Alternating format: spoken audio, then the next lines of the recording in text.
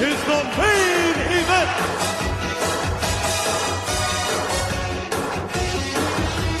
Hello, everyone, and welcome to the main event, Mark's Podcast. It's time for a Music City Showdown. I'm your co-host, former radio guy, a wrestling-obsessed Mark, member of the Big Family, and move over, Jackson Galaxy. I'm the Cat Daddy. I am Troy, and with me, as always, is Coffee Snob, Figure Itch Scratcher, and he's our WWE walking wrestling encyclopedia. He's the Johnny to my Shane. What's up, dude? Hey, it's Greg. What's up, man? Good Lord.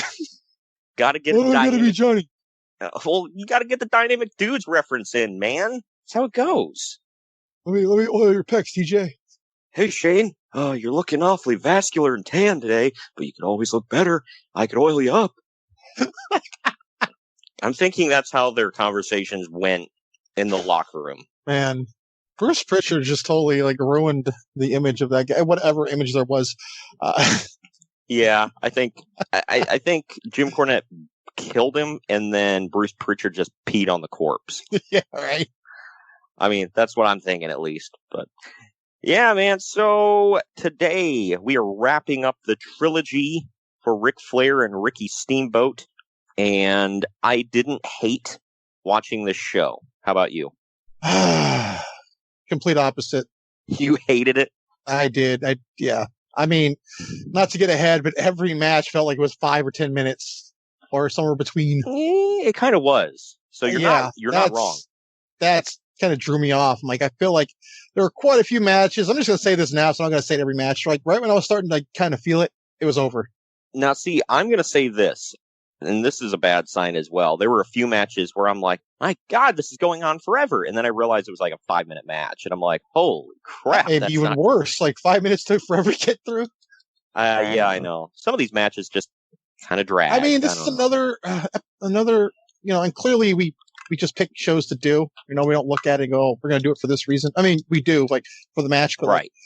Not the overall card. Because, I feel like a couple of times now we've done this. I'm like, this is a one-match show. And right. And I hate saying that because, there were quite a few wrestlers on here I liked, but man, it was brutal to watch. Well, if you go back in the archives, King of the Ring 98 was okay, top to bottom as far as match quality. That was more of a, maybe 2-match show. Right. Well, let me clarify. I think I should say our WCW events. Yeah. And that is one of my notes I'll say right now at the top that I was going to say at the end. This just shows that once again, back in the day, they were nothing but main event and no mid-card or undercard, which is funny because in the 90s it would be complete opposite.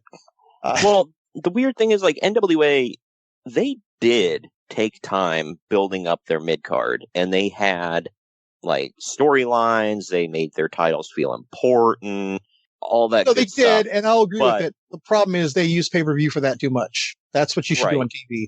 Right. Well, and my other thing was that even though they built it up, the matches themselves weren't always great. The U.S. title, I will say, sometimes had better matches than the world title. I mean, not here. Sometimes. Yeah. But, the U.S. title matches were usually pretty good. I mean, we may get some people disagreeing with us on this because there's Luger involved, but, we've made our feelings known on Lex Luger. I don't want to jump ahead to that match, but, yeah, we'll save that, but. Right. We'll return after these messages. Now, back to our program. Well, diving into the news and notes here, man. Jim Duggan won the kingship from Haku at TV tapings on April 25th, complete with coronation ceremony. Also, on the Saturday night's main event tapings, Hogan beat Boss Man in a cage match. That was the infamous one where Boss Man took that big old superplex off the top of the cage. Is that the one where Zeus debuts too? I don't recall. I think he debuts right in that match, if I remember correctly. He could. Very. Well, not in the match. I'm sorry. He debuts before the match even starts. Standing there, breathing heavily. Yeah. Speaking of Zeus, the WWF is expected to go full court press with a promotional hype for No Holds Barred, which debuts on June 2nd. Furthering the crap show that was this movie, it now turns out that the WWF is putting up all the promotional money instead of New Line Cinema. So, New Line literally got the movie for free and doesn't even have to promote it. at least someone made money on it, I think. Well, Hulk Hogan. Well, New Line's saving all their money to promote the crap out of Ninja Turtles in like a couple of months, I think. And then they would just keep pumping them out. Well, clearly that was bigger. I mean, I don't say that sarcastically either. It's just like, that's still one of my all-time favorite movies, by the way. But, so it's like this was pennies to them. Yeah. John Tenta went to Giant Baba over in All Japan, asking for permission to be let out of his All Japan contract so that he could go to the WWF. Of course, John Tenta never went on to do anything. We never heard from him again, so this was a big bust and a mistake. Yeah. What? That's was that when he was sumo wrestling too? No, he'd retired from sumo. He was just doing All Japan. He would debut for those. Here's a nice little tidbit as well. I don't know if he debuted as this, but there for a while he was the Canadian Earthquake. Do you remember that? Yeah, I remember. Well, okay, I don't remember that, but I know for a fact if you listen to the audio of Survivor Series 1989, I believe it was. Vince McMahon is doing the hype for all the teams, and you can clearly hear they dub in the Earthquake, but he has the Canadian flag. Yeah. I gotta ask you about this one because you may remember this game. I never played it. A Japanese video game company is releasing a WWF game to arcades this summer called Superstars of Wrestling. Wrestling games hadn't had a great track record to this date, but that would actually be one to turn the trend around for the WWF. Do you remember that game? Probably, but I feel like every one of those games was named the same or ran together. I can guarantee you I probably played it at least. I've at least played it. Yeah. Who was in it? Do you have the roster? I don't off the top of my head. I mean, it was an arcade game, so it's kind of in the vein of what Retromania is going to be when that comes out. By the time this airs, spoiler, we record early. It should only be like another 2 weeks or so. So, well, cool. But it's going to be in the same vein as that, so it'd be pretty cool. By the way, I'm seeing just off the top of my head, or just off this one picture, there's Hulk Hogan, Hacksaw Jim Duggan, Randy Macho Man Savage, Big Boss Man. They're all in the game. Looks like so Warrior, Andre. I think that's the one that GameStop currently sells as a plug and play. A plug and play, it's like a joystick. You plug it into like AV on your TV, and just like player, but it's like you're holding a miniature arcade in your hand, like an arcade stick. I'm pretty sure that's the one. That's why I asked that. I'm pretty sure that's the one. It's named something different. I think it's like WrestleMania or something, but I think that's the actual game. So it's only like maybe 10 wrestlers, but I mean, this was cool for 1980 or 89. I mean, I probably played that 100 times at friends' birthdays at Chuck E. Cheese. And the 1989 Ninja Turtles arcade game. I think I pumped so much money into those two. So nice, yeah. Uncle Dave rails against the Savage and Hogan finish at WrestleMania around this time, and he notes that rematches are steadily dropping at the house shows, and Savage and Beefcake, which is apparently going around the house show loop, those are doing because hell numbers. Yeah. But apparently, I mean, Uncle Dave absolutely hated the finish to WrestleMania 5 and said it killed any momentum that Savage had, and it killed the house shows. Why hate? What does he mean? Like he doesn't like that Macho Man lost, or the way? Because I feel like it was clean. It was clean. He said there should have been a screwed finish, should have been something to, because he was like, well, Hogan virtually went in there. That and didn't killed work Savage. for someone, brother. Yeah. Well, he said Hogan virtually went in there and killed Savage, and there was no point to it because, according to numbers, Savage was very hot at this time, was doing very big numbers on house shows, and after this, his stock just kind of dropped, and he wasn't pulling in the numbers that he once was on house shows, and neither was Hogan, apparently. So maybe that was just the business. Maybe Uncle Dave did have a point. I don't know. I hate agreeing with that fool ever, but he's kind of got a point. I feel like Macho Man never really rebounded except for like the small run he had in 1992. Yeah. I mean, after this, they went into that tag team program for the no holds barred crap. So, I mean, it's just, it's not for the title, brother. It's also not even for wrestling. It's for a damn movie. So yeah, and Macho Man had to factor that in too. Macho Man had to be a miracle worker and try to make Zeus look like he should be teaming with this whole. So I mean, Look at the other three. Look at the other two though on the other side. And I'm a huge Hogan fan. He's like my all-time favorite, but he was never the best wrestler. Let's be honest. And Brutus was moderately decent on his best day. So yeah, I mean, the only reason the cage match is watchable is because it's in a cage. Yeah, SummerSlam match sucks. How dare you? But I digress. Sorry. The WWF had a show the night before WrestleWar in the same arena, headlined by Savage and Beefcake, which was artificially stretched out to later in the night, supposedly to screw over the NWA to kind of promote, do some burnout the night before. Because when I think of a burnout, I think of a Brutus Beefcake match. Well, hell yeah! If there's something you want to stretch out, Brutus the effing Barber Beefcake. Here you go, man. It's our favorite guy from this era, Jim Herd. He's oh hell yeah! He says he's open to talking with Barry Windham about the situation where Windham walked out. You can listen to all that in the archives. But Windham has retreated to Florida and won't talk. Herd wants confirmation that from Windham's doctor that he had this hand surgery and the doctor-patient privilege prevented it, from happening without Windham's permission, and Windham won't give permission. So they won't grant Windham his release until then, so he can't go to the WWF like he wanted. Wow. So he's holding him hostage. Basically. Look, this has been done in the NWA, in the WCW, in WWE. It seems like every company does this. It's a little... Well, I feel like Herd did, though, because Barry Windham probably said Pizza Hut sucked or something. He probably brought in some Domino's one day and pissed him off. He's like, hey, where's the nearest Papa John's in this town? And he's like, what? I told you. They'll never work in this town again. Kendall Windham has apparently joined Barry and no showing all of his dates and is considered gone at this point. Oh, no, not Kendall. Sorry. Man, that's one half of the West Texas Rednecks right there, man. Oh, no. He might not get hot for another 10 years.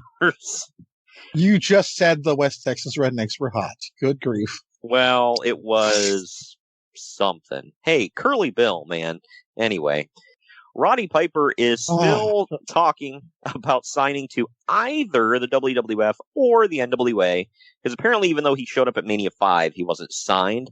But apparently, Jim Herd is pretty pissed off at him for showing up at WrestleMania or at the WrestleMania show while he was supposed to be in negotiations. In fact, Herd had missed Chi-Town Rumble completely to meet with Piper's manager, David Wolf, in negotiations that ended up being a smoke screen. Okay, couple things there. Number one, there's nothing wrong with going somewhere if you're negotiating. I mean, you got to check out the competition. Would that happen now? Hell no. Right. Second, not to get ahead, in one of the promos on the show we're about to review, they clearly say Jim Herd's in the back talking about the incident with Spivey and Sullivan attacking Ralph. Not to get ahead, but so they acknowledge that he's there. Well, no, they said he missed Chi-Town Rumble. So that was, Oh, that's not what we're reviewing. That's right. Yeah, they all right. run together. Yeah, this is WrestleWar. God dang it! I still don't believe he was there, though. Yeah, I don't know. This one, I'm sure he was there. He was definitely he had that promo at the beginning of Clash of the Champions. Remember that? Where he's reading off a piece of paper. Him in that raccoon cap he calls hair. Let's not start bashing hair because there's a Sting thing coming up. Keep going. Good Lord. Oh, yeah. I want to talk about that. Here's one that's going to set the territory on fire, man. Mike Shaw, formerly Makin Singh from Stampede Wrestling, will start in June with NWA, but with a different name. And he will also start at the same time as Brian Pillman. One of these men will go on to be the loose cannon and make history. The other man will be Bastion Booger. Okay. I knew that name. I was like, I know they saddled him something dumb. What is it? Yeah, for those of you that want to know what Mike Shaw did in NWA, WCW, he was Norman the Lunatic. So, yeah. Precursor to Dave Sullivan. I feel like it was the exact same thing. Well, Dave Sullivan had issues, like he was on the spectrum or something, whereas Norman the Lunatic was nuts. No, yeah, right, but it was the same thing, essentially. I mean, yeah, they needed a precursor to Eugene. Definitely that, except Eugene wasn't nuts. But anyway, wrapping up the news here. This next story is funny. The bit with the baseball announcers this month not knowing who the NWA World Champion was is apparently opening up a bit of a can of worms with TBS. And now Jim Herd and Jack Petrick are on a rampage, making sure that all references to wrestling on sports broadcasts are properly linked to NWA properties. Okay, not to cut you off real quick, but I just heard a podcast with Bischoff where he told Conrad they went to a meeting one time and said, "Hey, what day of the week is Nitro on?" And nobody in that meeting knew whatsoever. Yeah. And it just reminds me of that. Yep. So TBS really, the exec really just didn't care about wrestling. I like how, nowadays on Turner Properties or whoever the hell owns it, former Turner Property, you know what I mean? When they advertise AEW, they throw in information that's fed to them, that they know what's going on, stuff like that.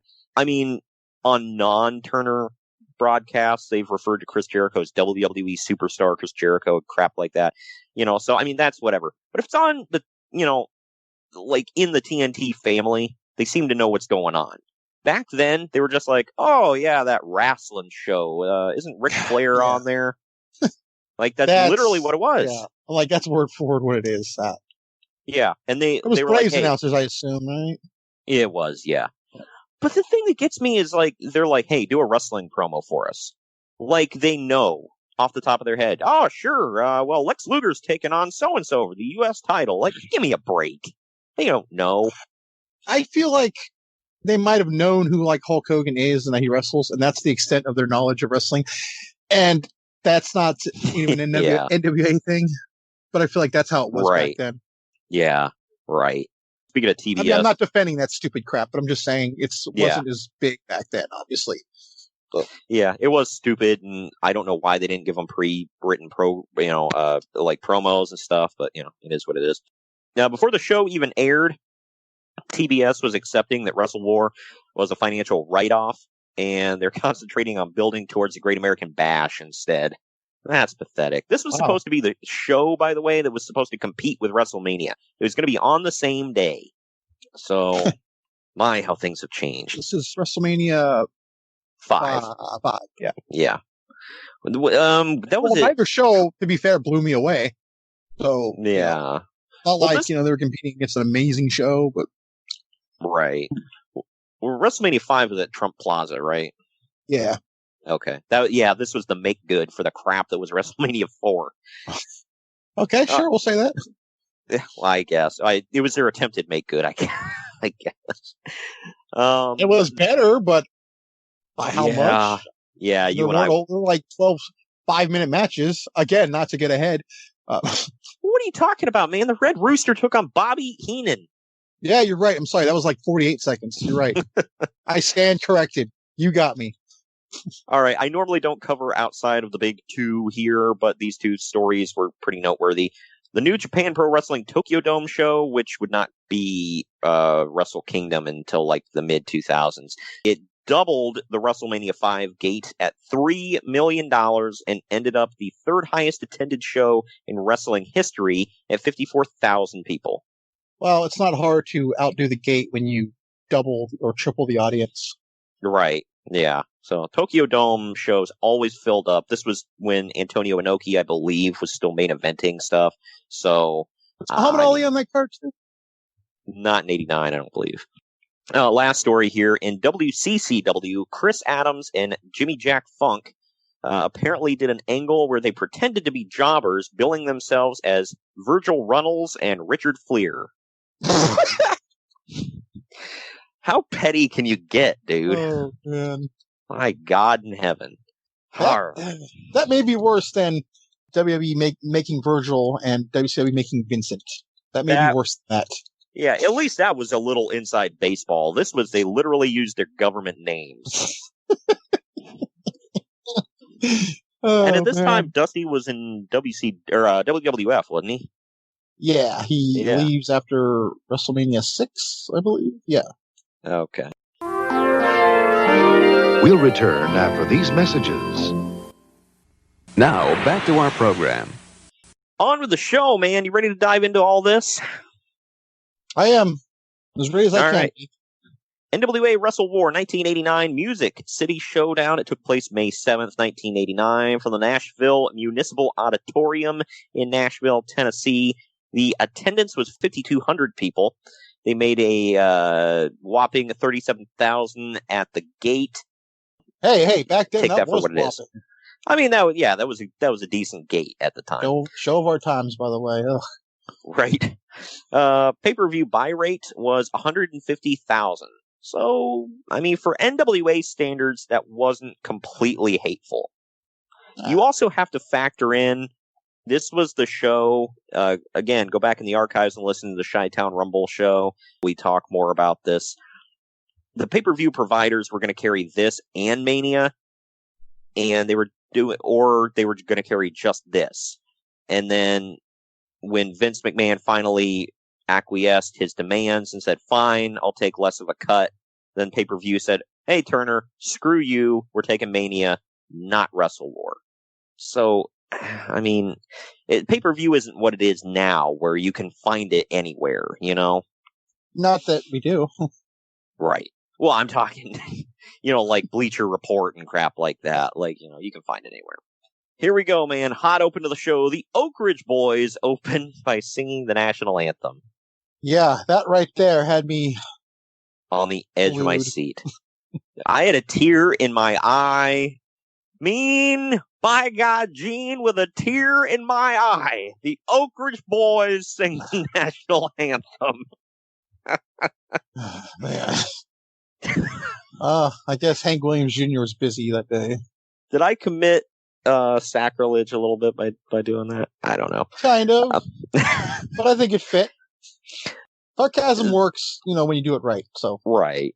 Jim Ross talked about this. The Oak Ridge Boys performed later in the show. They cut it out. Because one isn't enough.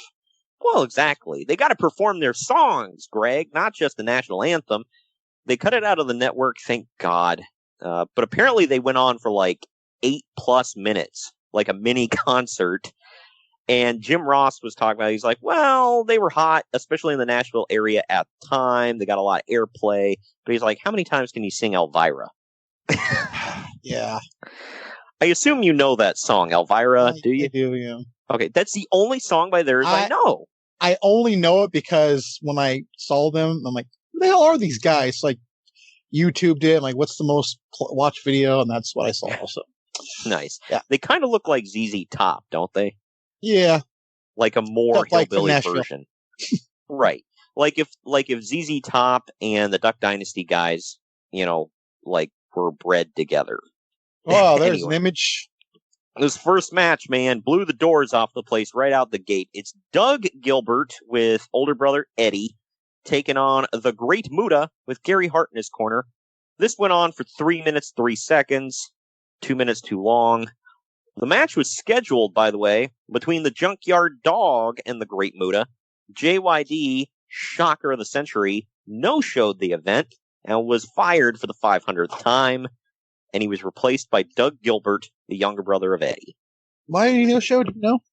Because he's the Junkyard freaking Dog. That's why. I was just curious if it was a Jim Herd thing. Like, he hated him too. He probably hated him because Jim Herd probably hated him because he kept no-showing events. But, yeah. I also need to point out for this match that Gary Hart is a forgotten great manager. When I saw him, it came back to me. I don't always like his work, but there are certain times where I'm like, he was good. Great Muta misses the first moonsault attempt and he lands on his feet. He then hits it the second time and he gets the win. And in the end, Eddie Gilbert comes in to check on his brother, and Gary Hart has to hold Great Muta back. Uncle Dave was awfully freaking generous. Gave it 2 stars. I gave it 1. I don't like saying 0 stars unless it doesn't happen to be a match. I gave it 1 as well. And I don't think I've ever said that about a Great Muta match in my life. Right. Dave to me, that's one of the greatest ever. And yeah. Oh, yeah. And I get it. I'm a huge mark for him as well. But Dave, I feel, always overrated his matches. Always. Whether they deserve the rating or not. He had a soft spot for him. Oh, where is he from, CJ? Oh, I know. Lance Russell is backstage. Lance Russell, who everybody may know, was the voice of Memphis wrestling for like ever. So Memphis Rasslin. I kind of popped a little bit when I saw Lance Russell. I didn't know he was going to be at the show. I was like, holy crap, they got Lance. But not everybody may appreciate him. I don't know, but I know who he is. But he was interviewing Ric Flair. Flair calls Steamboat the greatest wrestler on earth, which this is a theme through the show you'll hear later on. But he says that he is the man, and he'll kiss Steamboat's boots if he can beat him again tonight. Flair's eyes keep darting around for some reason, like he's nervous. Did you notice that? No, I didn't. Yeah, like go back and watch this promo, his eyes are like all over the place. Yeah, I might have to, because I was like more like, what's going on here? Flair's like the face now, or a face, not the face, because Steamboat is still. But right, all of a sudden he's like a face. More on that later. Up. But like, oh yeah, it was just weird. They're definitely like, setting up. A couple shows prior, he was like the most hated guy there. Right, he was getting into the territory of Eric Bischoff talks about. He's like, there was a time, in the 90s where he was like, Flair was a heel, but he's like, he could have, came to the ring setting puppies on fire and stomping them out, and they still would have cheered him. Yeah, right. This next match, man, Butch Reed versus Ranger Ross. Oddly enough, this was the match that, and it's a weird time for this match to snap into my mind, but this was the match that reminded me, I have seen this show before. So, wow. Yeah. So you remember that classic? Yeah, I remember that it happened. I didn't remember anything about it. But this match went about 7 minutes. This is Ranger Ross's debut, or as Matt Riddle calls it, his debut. He makes his entrance flanked by Navy sailors for some reason while carrying Old Glory. I say for some reason because he's an Army Ranger flanked by Navy sailors. Whatever. For one. Jim Ross and Bob Caudle really lay it on thick during this match about the American pride. Ranger Ross's character always kind of, like, I didn't get it, because I get it, he's a ranger and, all that stuff. But, first of all, the name is stupid. Ranger Ross. He sounds like he should be... It sounds like a cartoon character. Like, oh, here comes Ranger Ross. Yeah, he sounds like he should to save the day. He sounds like he should either... be helping Smokey the Bear put out forest fires, or like he should be a character on Pee-wee's Playhouse or something. But delivering the mail to the Teletubbies. Boom. My God. But he's kind of weird, and he does like hip gyrations and stuff. He almost reminded me of Norman Smiley with like his body type and like the weird dancing on occasion. He did not, unfortunately, do the big wiggle, so I was disappointed. Or the big hip thing. Yeah. Jim Ross at one point says that Butch Reed has spent a lot of time in rodeos as a steer wrestler, but it sounded like he called him a stair wrestler. So I had to go back and listen to it a couple times, because I was like, what the hell is a stair wrestler? This must be an Oklahoma thing. Yeah. Here's setting up for something, man. Theodore Long, who apparently was fired as an NWA referee, comes down to scout the match with a pad and pen. Although Ross would... I thought that Ranger Ross was going to win this match, but no, Butch Reed ends up beating him with a flying shoulder block off the top rope. Okay, on that, my first note I said, have I ever seen Ranger Ross win a match? I don't think I have. Come to think of it, I think you might be. Was it him that beat the Terrorist on pay-per-view? Or Clash of the Champions, I mean? If it was, I clearly remember. It was, yes. It was at, when they were at I think it was Fort Bragg. That whatever Clash of the Champions that was, our listeners let me know. I forget off the top of my head. But he took on the Terrorist, which was, go figure, Jack Victory under a hood. So yeah, that was... Spoiler, no Jack Victory this show. I know, I'm a little... I'm not disappointed, but we got plenty to get into. Uncle Dave gave this 1/4 of a star, which just seems like so stupid. I gave it 2 stars, because I didn't think it was... Like, it was below average, but I didn't think it sucked. I also gave it 2 stars. I was like, Yeah, I mean, it wasn't like horrible. No, I don't even give 1 star when it's like, I will never watch this match again in my life. Not that I will, but like, right. It wasn't like torture. like horrible. Yeah, exactly. It wasn't torture. He gave Muda and Doug Gilbert 2 stars and gave this a 1/4 of a star. Mother of God. It's just, whatever. Lance Russell's in the back again interviewing Lex Luger, who says that the U.S. Heavyweight Championship means the world to him, and he represents a lot of fans who are counting on him, and he doesn't think that Michael Hayes has what it takes to beat him. This was not one of Luger's best promos, and I say this knowing that Luger was never a strong promo. Yeah. But I don't know. I just didn't feel it. It was like very rehearsed and kind of blah. Oh, this match up next, man. It was Dick Murdoch taking on Bob Orton Jr. Bob had Gary Hart in his corner. I forgot about that. This was a bull rope match. It went just shy of 5 minutes. Oh, my God. My first note, I said, I absolutely love bull rope matches. Don't ask me why, I just do. But this was most definitely the most boring one I've ever seen, and I never want to see it again. Murdoch beats Orton's ass the whole match, hits him repeatedly with his boot, and hog ties him and pins him for the win, just making him look like a dork. A pinfall in a bull rope match, by the way. Yeah. Gary Hart attacks Murdoch after the match. Murdoch fights back, only for Orton to jump him with a cowbell, and then he hangs Murdoch over the top rope with the bull rope, and he kicks a referee away for trying to help him. Uncle Dave gave this a 1/2 a star. I gave it 1.5. What say you? I also gave it 1. A few notes that I made, because a couple of things I noticed. Number 1, he's not Cowboy Bob Orton. He's just Bob Orton. It was Cowboy WWE trademark or something? No, I don't think so, but he's Bob Orton Jr., which, if any of you know WWE, Vince hates Jr., so he couldn't use it there. He's not wearing a cast. That was weird to see. I know, right? Yeah. Dick Murdoch is not Dirty Dick Murdoch. He had another name. Got it. Now I should have wrote down. It escapes me, but it wasn't Dirty Redneck. Dick. Yes, Captain Redneck. He was not Dirty Dick Murdoch, which was weird to me too. He was a babyface. That was my next note. I'm like, all of a sudden Murdoch's a face. I don't ever remember him being a face, ever. I'll be honest with you, because they both got jobber entrances. I didn't know that Gary Hart was in Bob Orton's corner at first, so I went into this for the first minute thinking Orton was the baby face and Murdoch was the heel. I went into it thinking they were both heels. So. Yeah, I don't know. It was a weird match. I don't know. I didn't, and obviously they're setting up for a hot program with that hanging there, Greg. My God. Shut up. Also, I need to point out, Nick Patrick's mullet is just starting. Oh, yeah, it's about to come into full form. He's about to go into full Kenny Powers mode. Here and we're let's just put a pin in that, because we're going to get heavy into that in a few segments here. So, God. Oh, yeah, that's right. Lance Russell's in the back again. He's interviewing Michael P.S. Hayes, who is not wearing a rebel flag this time around, thank God. No, he was, but they edited it out. No, I'm kidding. Yeah. Hayes says that he's going to beat Luger all on his own without the Freebirds or anybody else by his side. Which was kind of funny.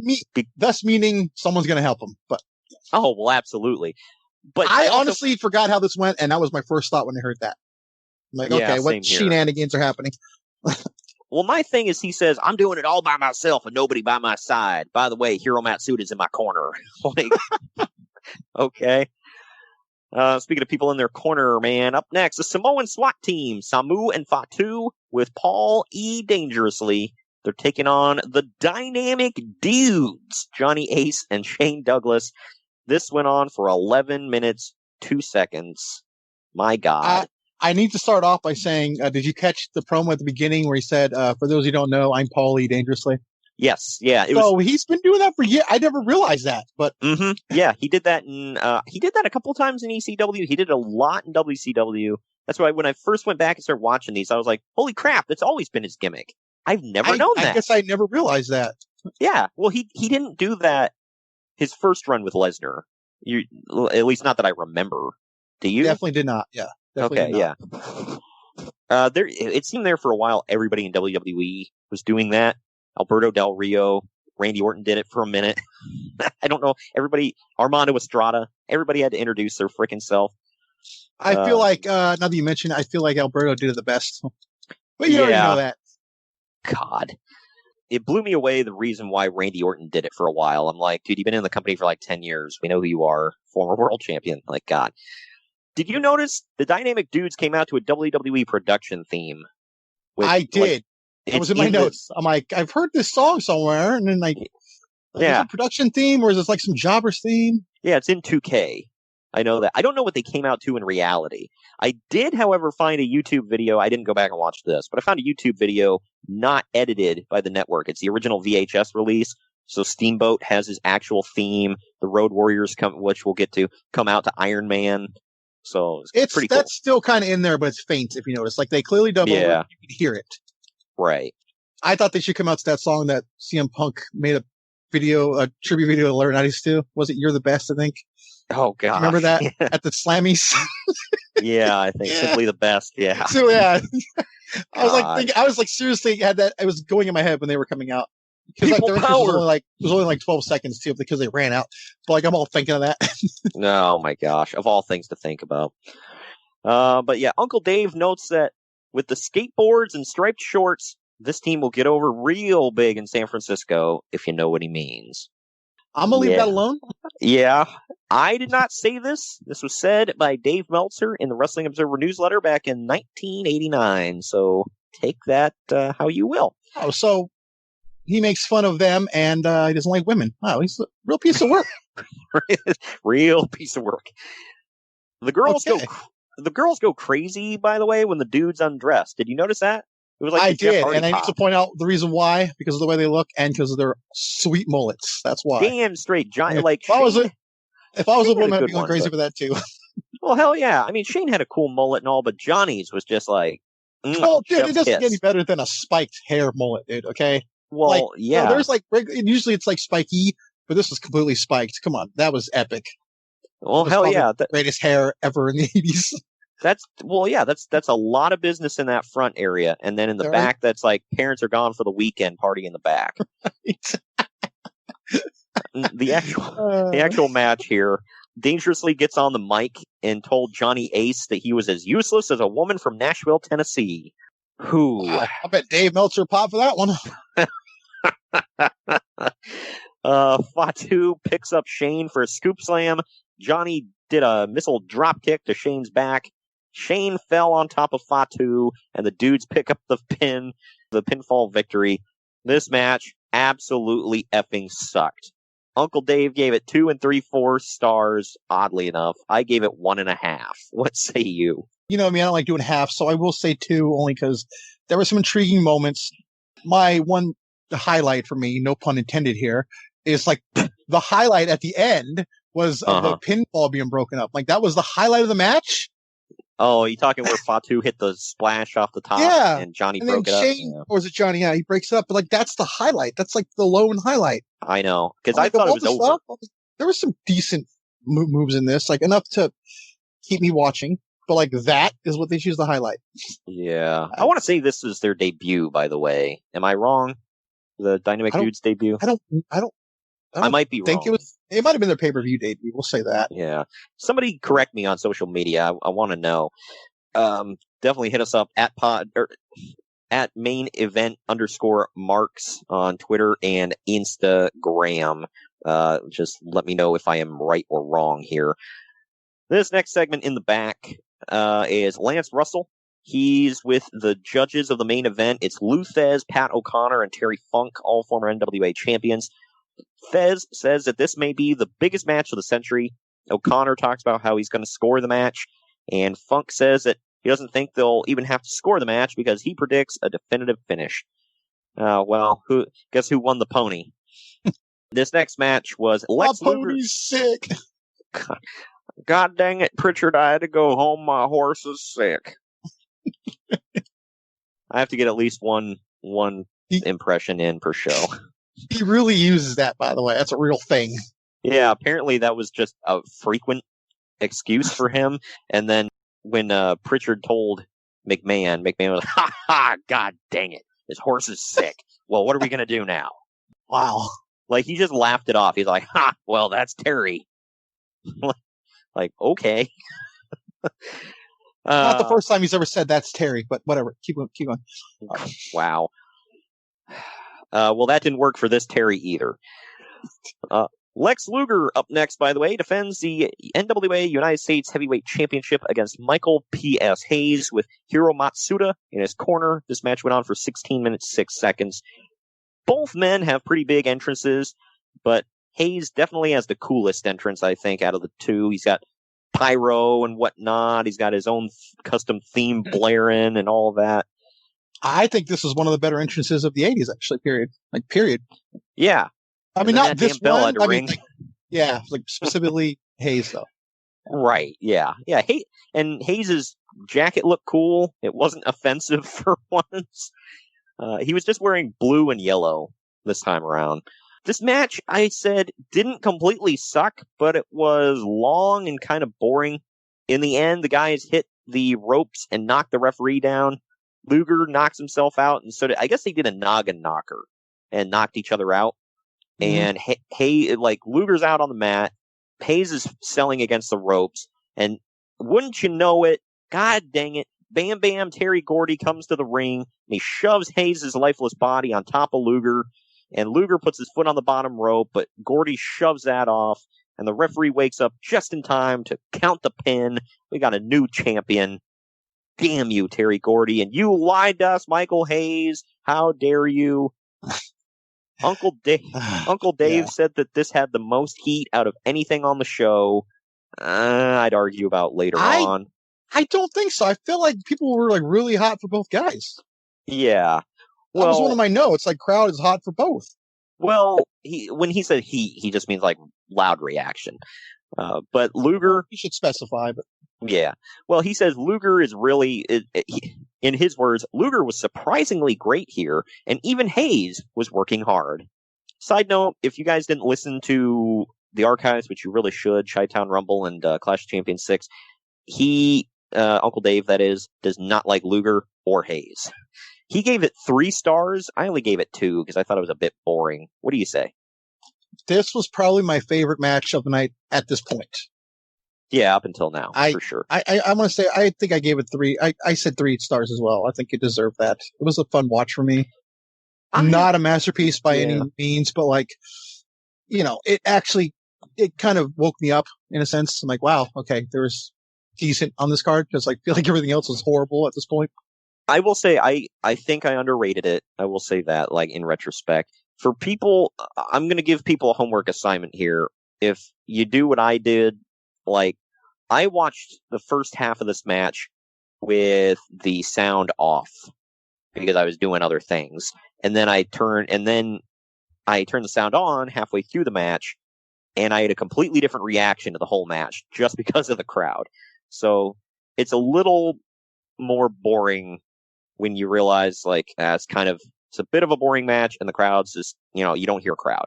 But they're heavily into it, I will say that. Yeah, but, I think this was probably the most I've heard the crowd all night at this point. They were, like, really into it, and it was like, I feel like them getting into it probably woke me up a little bit, too. Yeah, sure. But I did say it was like, was this the heel turn? Like, because I feel like Hayes was a face in the last one we watched. Yeah, I think he was. I think he was going back and forth. So I don't know. So clearly this was like a Freebirds reunion. But no, I think he had turned heel before this because you remember at Clash of the Champions 6, he's on commentary talking about his manager Hiro Matsuda. So I think he had turned heel. Yeah, but still, between February of the last one watching this, it was a quick thing, though. I mean, like, I feel like they should have showed highlights or something.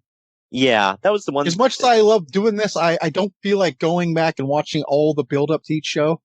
So I depend on what they show me. If there's something going on and I really want to know, I'll go look it up and edit.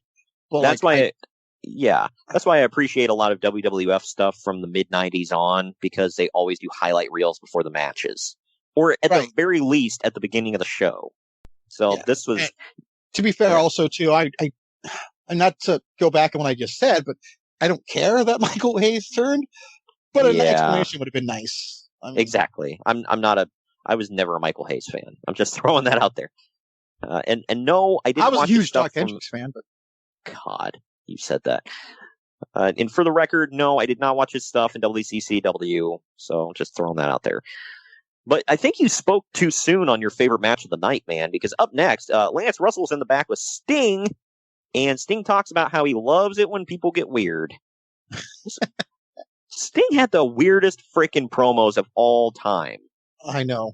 And like, I gotta point out, man. There's a correlation there. I have to point out his hair. Okay. Oh, yeah. I've been a fan of Sting since I can remember. Like, he's the reason I started watching WCW. And when I was a kid, I would get into finger paint and paint my face like him and stuff. Yeah. I've never until this moment noticed. How does see on the Major Wrestling Podcast they say I was today years old when I saw that Sting had a thick black ratty with his bleached blonde hair. I've never seen that in my life. Yeah, because this was the era he had the rat tail for like a long ass time. Right, and I've never seen him. We know that would Sting, but yeah, right. I've never seen him dye it black, like you said. Yeah. I made that note in the match. Not just black; it was like charcoal, like pitch black. Yeah, I was like, what? It looked like Scott Steiner's beard. Right, yeah. So this was odd. And his face paint would cover his forehead. I thought that was weird too. It was kind of like not complete, but it was. This was old school. Like Sting used to do that. Like it eventually his paint evolved, but this was like there's a special where it evolved. There's a special on the network. You should go watch it. It's like a lost tape from Slamboree. I want to say 94. It's like a little documentary, and he basically on there says that his face paint, he never planned it. He just started painting, and what he came up with, that was it. So what you saw, other than I guess the crow, because I was always the same. So what you saw was like just him throwing paint on there, just whatever. He had some variations of the crow, but yeah, it was usually always the same. He'd change it up once in a while, probably because he got bored of painting the same thing every night. But yeah, this is why I said you spoke too soon on your favorite match of the night, man. It's Sting defending the television title against the Iron Sheik with Rip Morgan in his corner. It went on for 2 minutes and 12 seconds. The Iron Sheik gets a jobber entrance while Sting comes out with a bunch of little... I say he comes out with the little stingers, but really, Sting's music hits, and then a bunch of kids wearing Sting face paint just bolt from the back like they're running away from Sting. And they just bolt to the ring, and then you never see him again, and then 5 seconds later, Sting pops out through the curtain. By the way, I went back. I've never seen that entrance before either, by the way. So. It was weird. I'm like, and we barely get to see the kids. They just bolt. So it's like, are you running out of time? I will say this. I thought, I didn't know that theme. I was like, I don't know if that's a WWE dub or not. So I went back and yeah. Oh, that's Supercharged. Yeah, that's his actual theme. Yeah, I didn't know that. I went back and I listened to, like I said, I found a clip of the original release with the real themes. And I was like, oh, so that is his real theme. I hated that theme. It's actually in 2K. It is. I loved that theme when I was a kid. Like, oh man, it got me hyped. I feel like his Hogan's and Warriors were my favorite themes when I was a kid. Like when I heard those, I got pumped. I'll say this: I wouldn't have hated it unless I heard. And I know this may not be a popular opinion. I don't know, but I loved when he switched to The Man Called Sting. I love that. I know the lyrics are stupid. Well, not all of them. Just this and that part. He does this. He does that.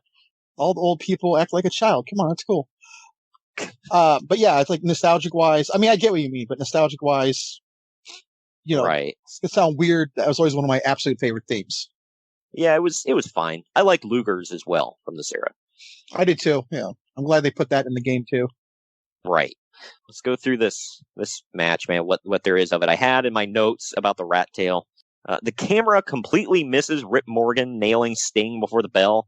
By the way, I don't know why Rip Morgan is there. I don't know who Rip Morgan is. I think I've heard the name. I don't know. But he was just a manager. Yeah, he's just a white guy wearing Iron Sheik's clothes. So, but after Sheik and Sting brawl back and forth for a minute or so, actually punching and using weapons and whatever. Then all of a sudden, about a minute into the match, they go into a collar elbow tie up. I literally put WTF. I didn't realize that. Stupid. Oh, man. Sting finally taps the Iron Sheik out to the Scorpion Deathlock to retain the TV title. Uncle Dave gave it a dud. I gave it 1 star because Sting put in some effort. I don't know. Here's exactly what I said. 1 star, not much to say. Yeah.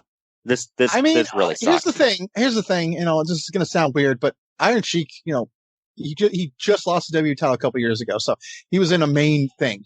I get that he was a sole champion. All of a sudden, and not to take anything away from Sting, obviously he's one of my absolute favorites, but it's like 2 minutes over the Iron Sheik. You know, they could have gave that, what's that, the manager's name again? Rick Morgan. They could have gave him for 2 minutes, and that would have made some sense. Yeah, this sucked. It was just filler, and it was the let me up segment, because up next, man, I'm sorry, I can't understand how a title match is ever filler. I don't get it. That makes zero sense to me. Yeah, I know. It's dumb. And I forget. I completely forgot Sting was ever the television champion. And also, by the way, he had won the title. They never told us how, which was annoying. You know, another thing we don't know unless we go watch the build-up ourselves. But I don't know how he won it from Mike Rotunda, who... I think he just won on Saturday night, or whatever the syndicated show was.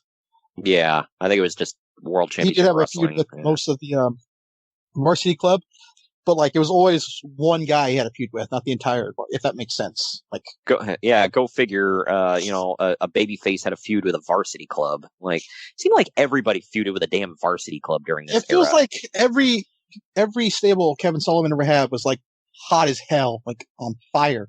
Yeah, you're getting awfully liberal there, man. But okay, hey, look. Okay, all jokes aside, most of the wrestlers in the Varsity Club were actually damn good. Whereas the Dungeon of Doom was a complete joke, to be fair. Yeah.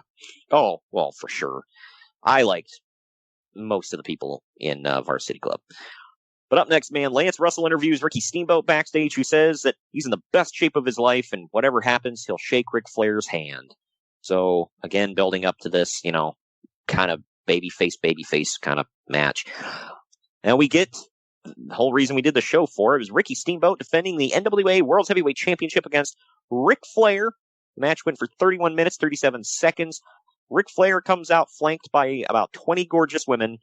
He's done this entrance 3 times now, and I swear he gets more women every time. Yeah, right. They keep, doubling. Right. Not one of them is his wife, by the way. Oh, was it? No, I said not one of them was. Oh, okay. Yeah. I think when he brought this entrance back in WWE in 2005 for like a hot minute, one of them was his actual wife at the time. Nice. Wife number, 4, 5?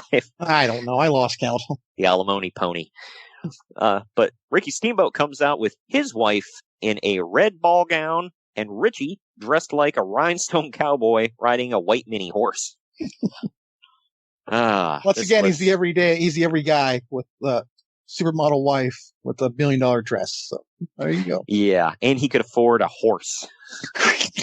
Credit to you for pointing that out, because again, I never would have realized that. Right? Yeah, it's something, man. But the finish is fairly anticlimactic, in my opinion, as Steamboat goes for a scoop slam. Flair rolls through with it and hooks the leg, pinning Steamboat for the win. The pyro blows, and Flair and Steamboat pyro blows for Flair as Steamboat holds Rick's arm up in congratulations. Uncle Dave calls this one of the greatest matches he's ever seen live, and, quote, 5 stars doesn't do the whole thing justice. He was there, right? I don't know if he was physically there for this one. He was there at Chi-Town Rumble. Oh, it was the last one. Okay, yeah, sorry. Okay. Yeah. He gave it 5 stars. I, too, gave it 5 stars, but I don't know, man. The crowd blew for the finish, but I thought the finish was just kind of, Like, well, I've already explained my position on finishes. I don't let it ever affect my rating of a match. Yeah. But I don't know. For me, I felt like this wasn't as good as the last 2. It was great. Don't get me wrong. But it's like, yeah. I don't know. Maybe it was too much of a good thing at this point, because I did say 4. I thought this was maybe the weakest of their 3. I know. And I used to think this was the match.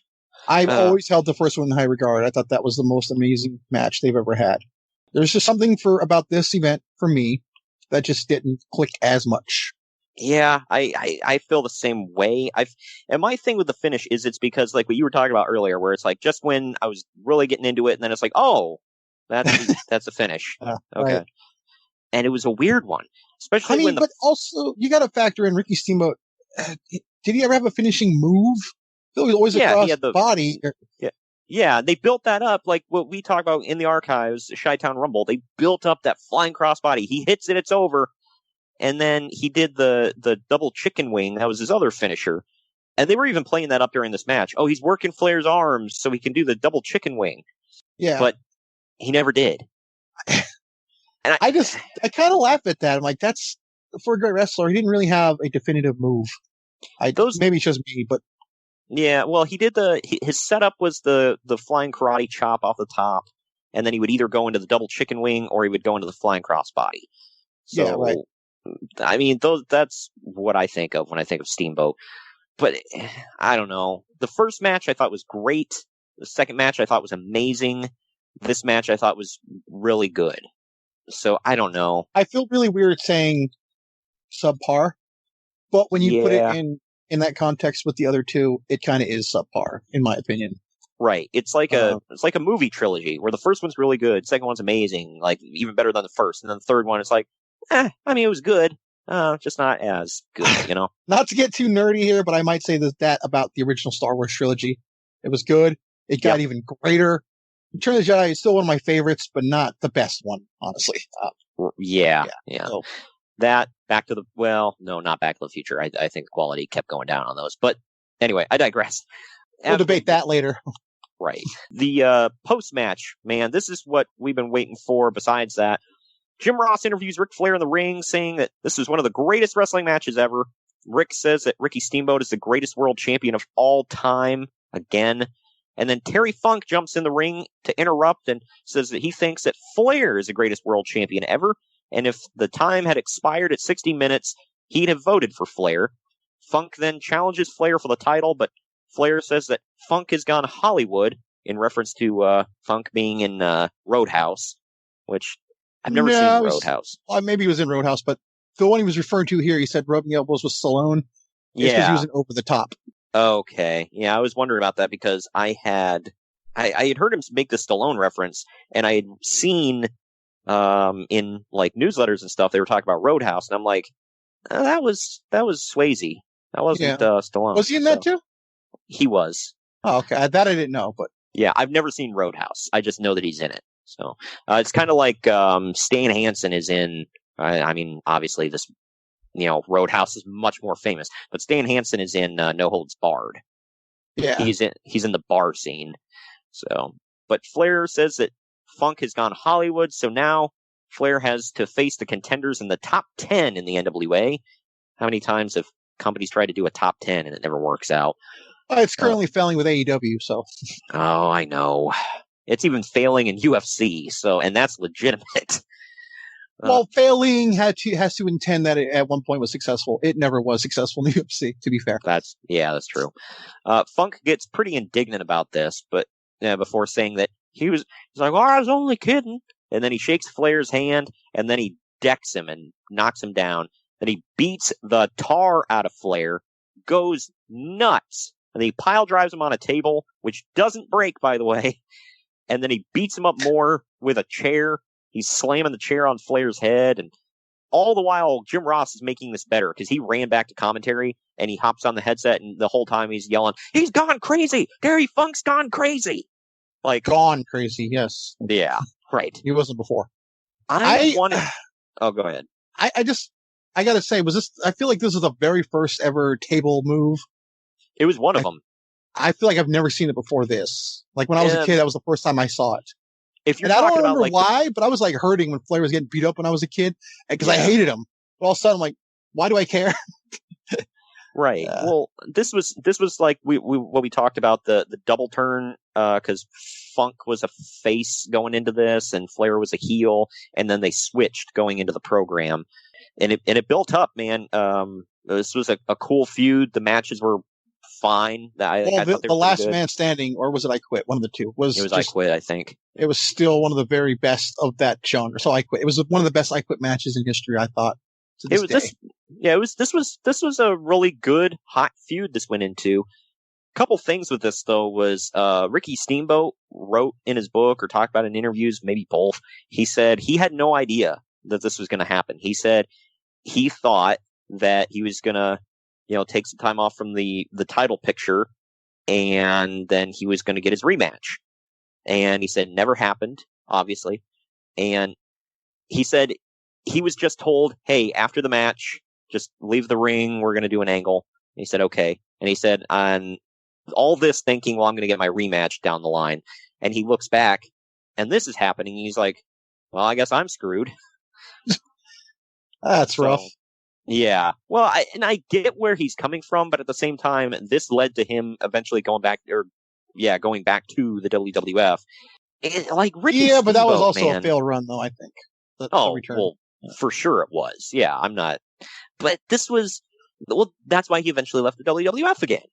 This was his thing. If I'm not going for the world title, then I don't want to be here. Yeah. That was his entire career. The thing too another thing about that too, it's like he thought he was going to get his rematch. I'm like, okay, we've seen this 3 times. Enough. I know. It's also, let's keep in mind that he had the win record here. He was 2-1 in this trilogy. So, Right. I don't know. Yeah, it was. And I love Steamboat. Don't get me wrong. I am not like trying to bash him, but yeah. Yeah. Well, I don't. My thing was, could he have drawn the house with anybody but Flair? Like, I don't want to say yes or no, but I think it's more close than no. Yeah. I mean, the numbers weren't exactly on fire with Flair. So what about somebody who wasn't as important as Flair? I don't know. That's my thing.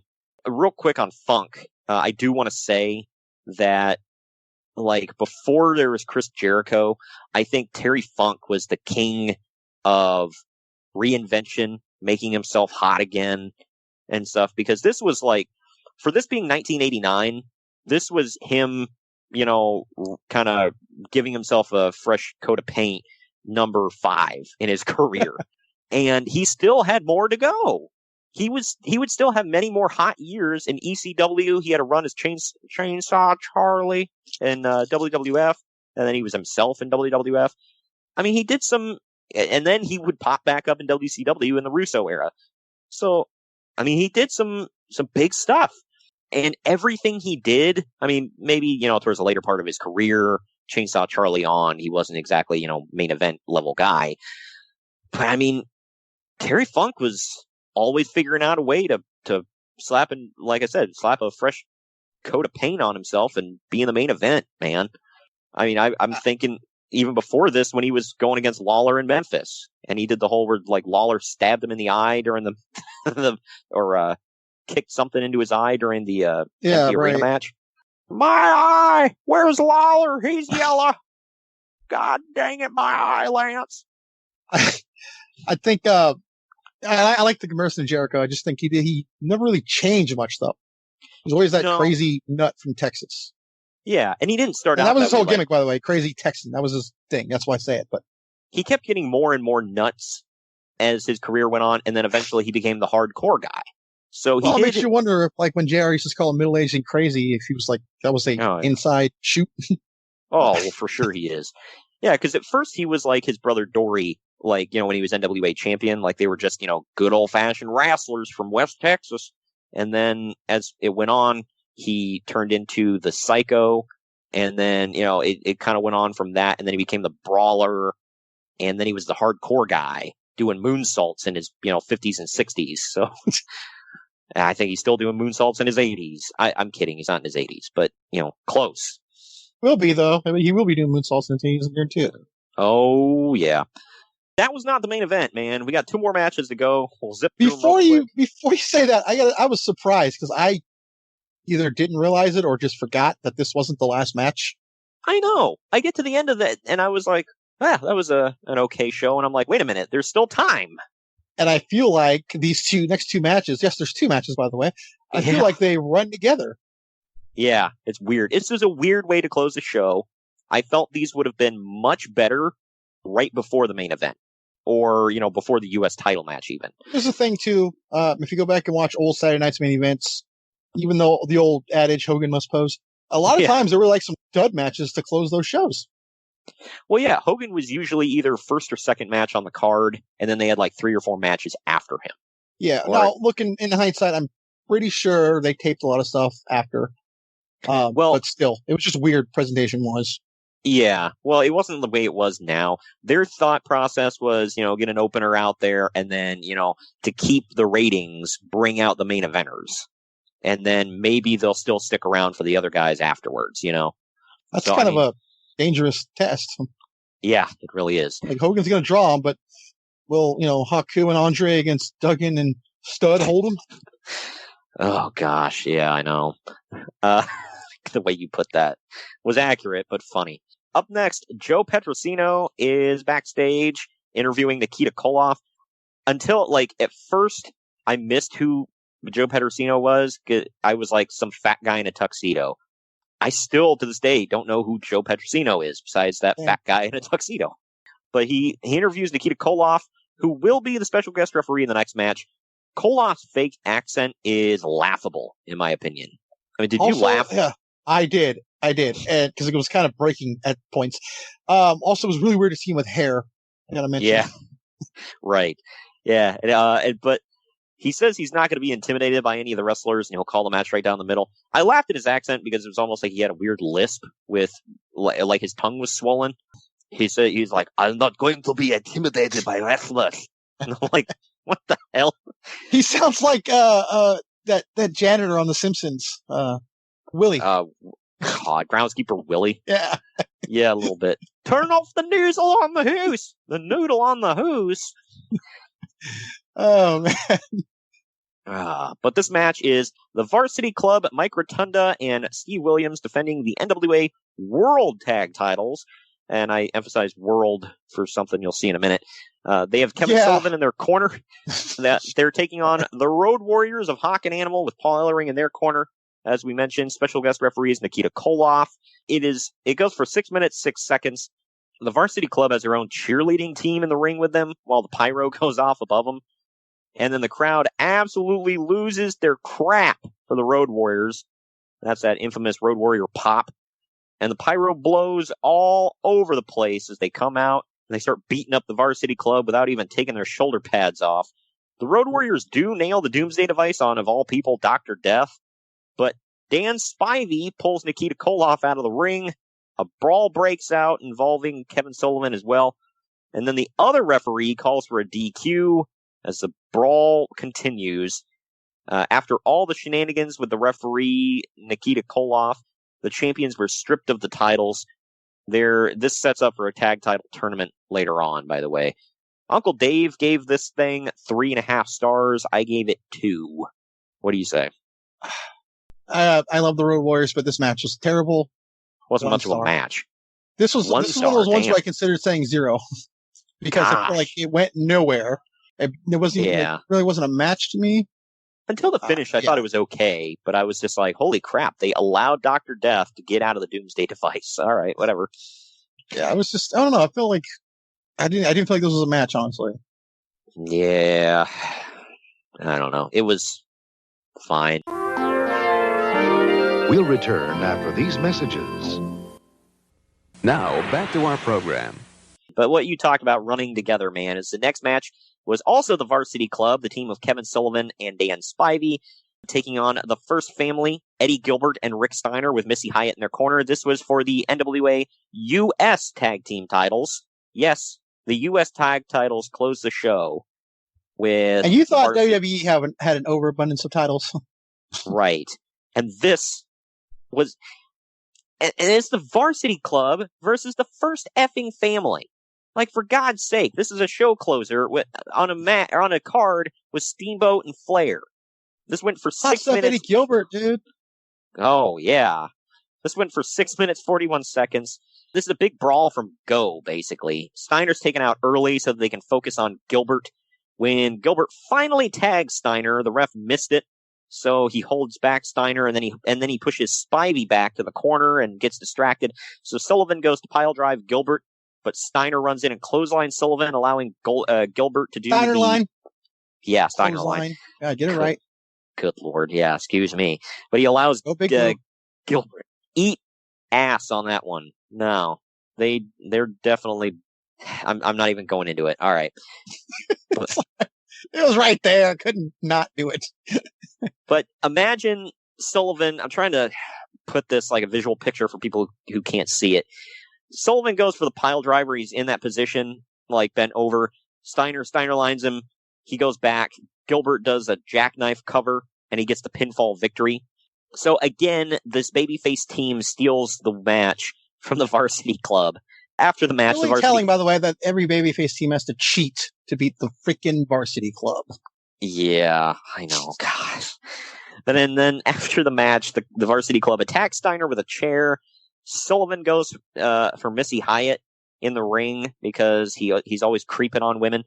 But Gilbert finally grabs a chair and chases the Varsity Club off, because if there's one man I'm afraid of, it's Hot Stuff Eddie Gilbert with a chair. Uncle Dave said that this was good, but the crowd was burned out. He gave it 2.5 stars. I gave it 2. What do you say? I gave it 2. I kind of liked some of the shenanigans. Yeah. It made sense. Gilbert with those neon green tights, though, man. Hot damn. Yeah, I mean, the early days of the bad boy, dude. Come on. Oh, my gosh. You referenced Jelly Nutella on this podcast. Frickin' Dude, Riff he clearly Raff gets his wannabe. inspiration from, like, him and Jimmy Jam Garvin. Like, clearly he's, into this era. I'm going with Riff Raff, but whatever. Wow. Speaking I of... mean a couple of things with that, but I'm going to leave it alone. I could, and I mean both. We'll return after these messages. Now, back to our program. Final ratings, man. Internet Movie Database gave it 6.9 out of 10. CageMatch.net I thought was a little harsh. They gave it 5.13 out of 10. I gave it 7 out of 10. What do you say? This might be the second time I've given this to WCW events or NWA, whatever.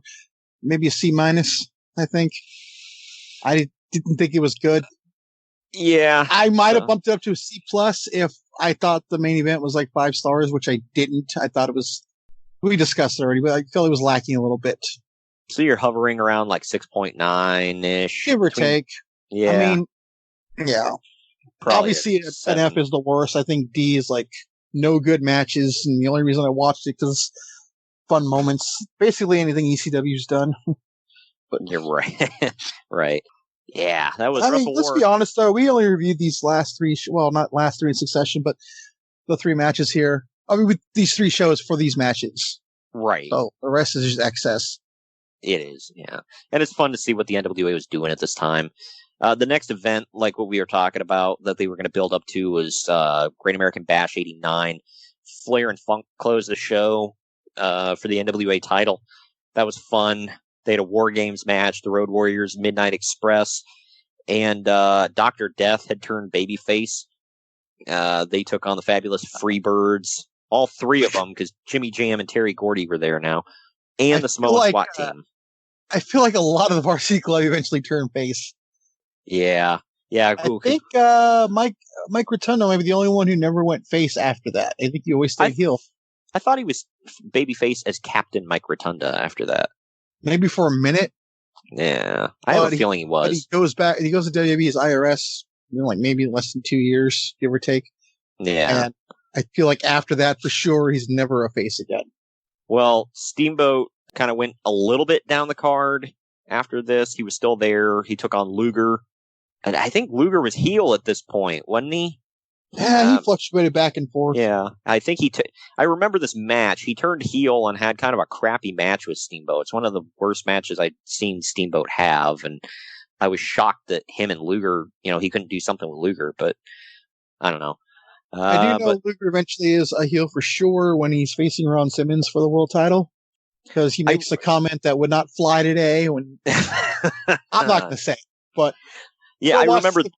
Curious, go watch the press conference with Ron Simmons and Lex Luger building up to their match. You'll see what I mean. Yeah.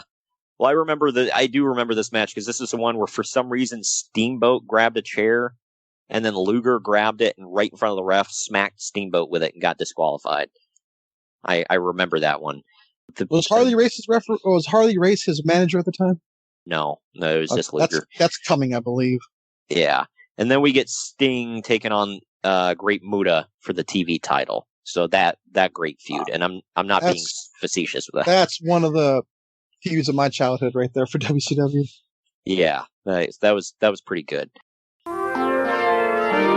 We'll return after these messages. Now back to our program. Next month, man, this wrapped up our trilogy that we were covering with Steamboat and Flair.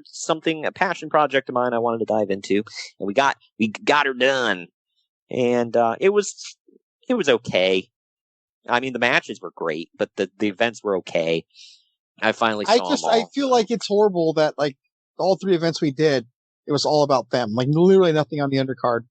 Yeah, I mean, Luger had some good stuff. I feel like Luger was the shining one of this one and the first one. No, Flash 6, right? But yeah. Well, no, he wasn't. Remember, his match got cut. His match was one of the dark matches that they taped for World Championship Wrestling afterwards. At 7:05 Eastern Time, ladies and gentlemen, on the Superstation. But anyway. This wrapped up July. I think even if they weren't great, every wrestling fan, I think that should be a thing you have to do is watch all 3 of these shows just for that. But we covered some matches. Let's not overdo it. Well, at least the matches, yeah.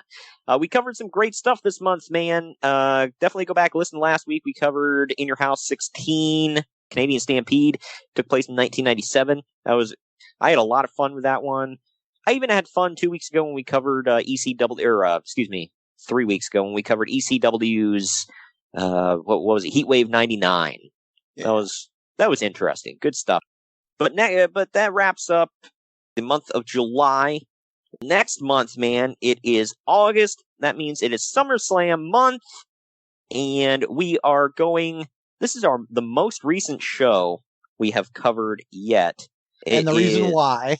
Yes, it is WWE SummerSlam 2015, and we are covering that for multiple reasons. The most important one I'll get to in a second, but the night before this was the very first ever NXT TakeOver. Took place in Brooklyn. This was the first time they'd been out of LA for years. Lots of historic stuff happened around this event as well. It was the biggest, longest SummerSlam in history, and also, Greg and I were there. And it was awesome. Hell yeah. We spent a whole week in NYC. It was amazing. There's a lot of dated stuff, unfortunately, like 5 years ago, stuff that's like you literally can't do now. Even without the pandemic, it's stuff that you couldn't do now. But because it's not there anymore. Well, the one that hurts the most is No More Toys R Us in Times Square. Yes. That one probably still stings the most.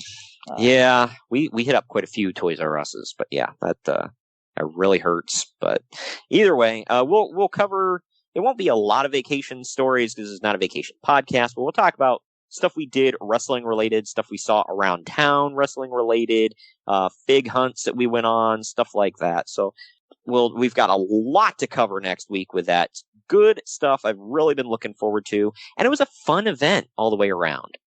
I recently watched back NXT to prep and noise. Not to get ahead, but man, I forgot how amazing that show was.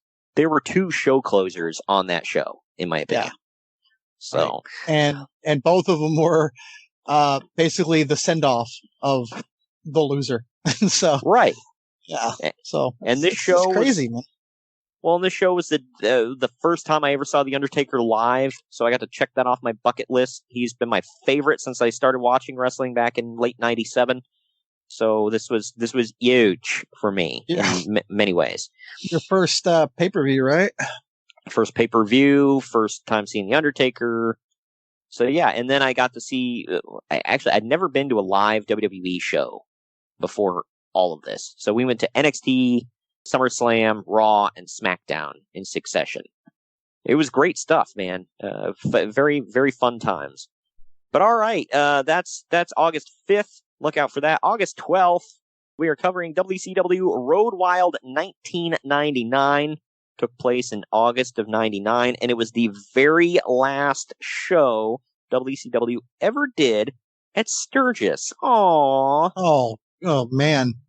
What a way to go out, though. You know, you got Dennis Rodman on the card. Oh, man. Oh, hell yeah. So, I don't even know what to say to that. Oh, man. Effing Sturgis, man.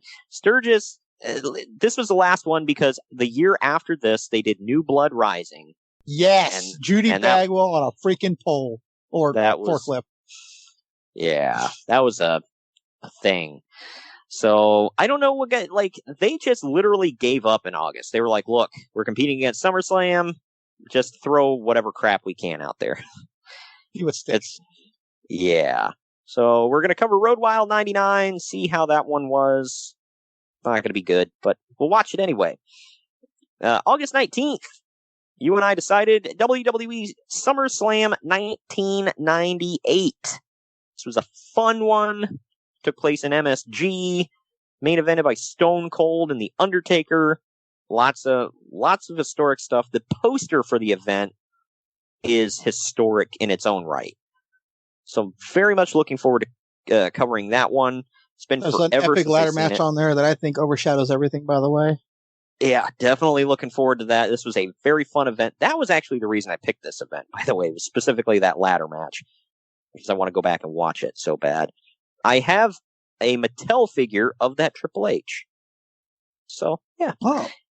I have a Masters of the Universe figure of that Triple H. That was a favorite of Mattel's, I guess. I have the Mattel of that Rock, by the way, too. Nice. Yeah. So that was SummerSlam 1998, going back to the Attitude Era. Going to be a good one. And then we're closing out the month with ECW, man. August 26th, it's ECW's Born to be Wired 1997. It is not on the network, but we did find it online. I found a link to watch the show in full. Figured it would be a nice change of pace. So, Born to be Wired. That sounds like you're doing drugs, man. Well, you might feel like you're on drugs after watching this, but the main event... No, I'll need LSD to watch this, but yeah. Good Lord.